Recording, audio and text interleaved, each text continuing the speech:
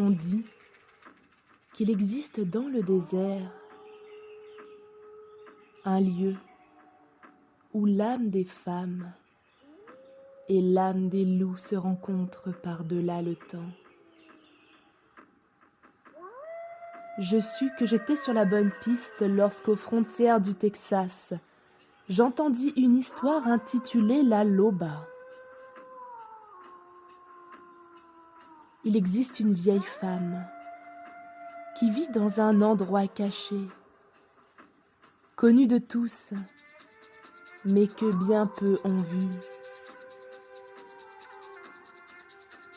Comme dans les contes d'Europe de l'Est, elle semble attendre que les personnes perdues, errantes ou en quête de quelque chose, parviennent jusqu'à elle.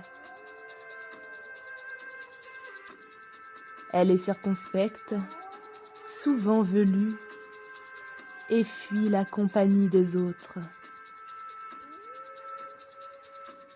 Elle croit ses caquettes et s'exprime davantage par des cris d'animaux que par des bruits humains. Certains diront qu'elle vit sur les pentes de granit érodées du territoire des Indiens Tarahumara. On dit aussi qu'elle est enterrée en dehors de Phoenix, près d'un puits. On l'aurait vue descendre vers le sud, vers Monte Alban, dans une voiture complètement délabrée, avec la vitre arrière rabattue. Elle se tiendrait sur la grande route près d'El Paso. Elle accompagnerait les camionneurs qui foncent vers Morelia, au Mexique. On l'aurait aperçue sur la route du marché, au-dessus d'Oaxaca, avec sur le dos des fagots aux formes bien curieuses.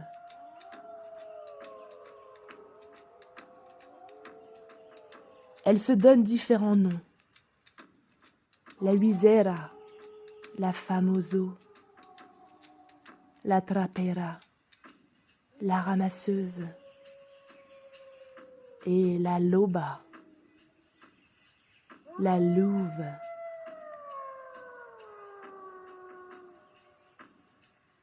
La loba a pour unique tâche de ramasser des os. Elle a la réputation de ramasser et de conserver surtout ce qui risque d'être perdu pour le monde. Sa caverne est pleine d'os de toutes sortes appartenant aux créatures du désert. Cerfs, serpents à sonnette, corbeaux,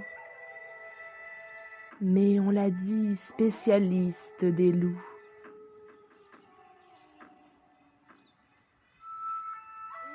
Elle arpente les montañas, les montagnes, les arroyos, le lit asséché des rivières, et les passe au crible, à la recherche d'eau de loup.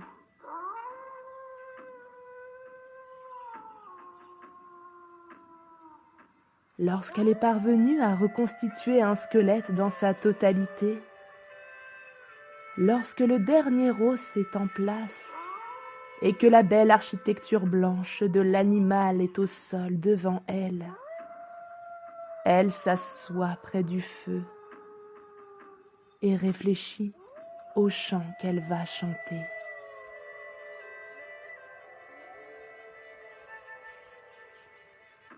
Quand elle a trouvé, elle se lève et les mains tendues au-dessus de la criatura, elle chante.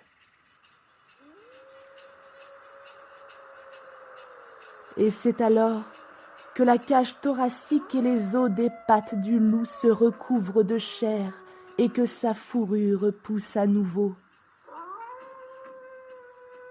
La loba chante encore et la bête s'incarne un peu plus. Sa queue puissante et recourbée se dresse. La loba chante encore.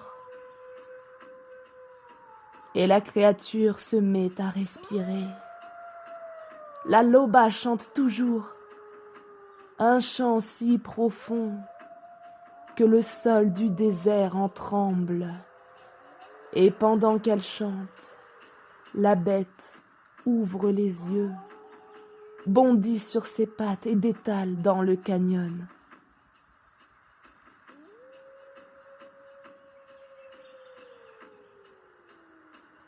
Quelque part durant sa course, soit du fait de sa vitesse, soit parce qu'elle traverse une rivière à la nage, qu'un rayon de lune ou de soleil vient se poser sur elle, la créature se transforme soudain en une femme qui court avec de grands éclats de rire vers l'horizon, libre. C'est pourquoi on raconte que si vous errez dans le désert au coucher du soleil, peut-être un tout petit peu égaré et sans doute fatigué, vous avez de la chance, car la Loba peut vous prendre en sympathie et vous montrer quelque chose qui appartient à l'âme.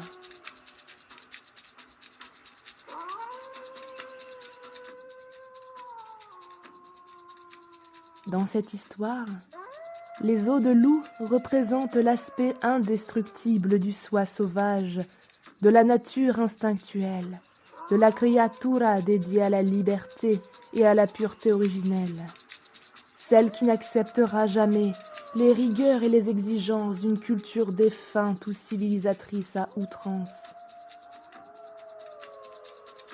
On y retrouve des métaphores qui déterminent dans son intégralité le processus pour qu'une femme parvienne à la plénitude de ses sens sauvages instinctuels. La vieille qui ramasse les os est en nous. En nous sont les os d'âme de ce soi sauvage. Nous avons en nous le potentiel pour reprendre chair et redevenir la créature que nous avons été.